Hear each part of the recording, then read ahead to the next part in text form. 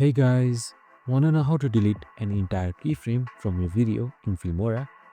Well, no worries. In this video, I'm going to show you an easy step-by-step guide on how to do it. It's super simple, so let's get straight to it.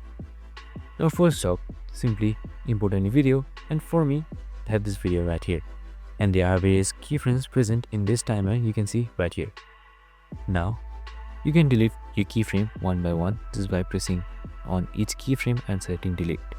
But since we want to delete the entire keyframe at once, just simply choose any one of these keyframes, either video or audio, and then right click on it, and then right here you can see delete all audio keyframes. Simply click on it. All of your audio keyframes are gone. You can do the same for video keyframes as well. Just simply select a single video keyframe, right click on it, and then select delete all keyframes. And there you have it. Super simple and easy. I hope this video helped. If it did, make sure to like, subscribe, and tune in with us for more of these videos. See you in the next one.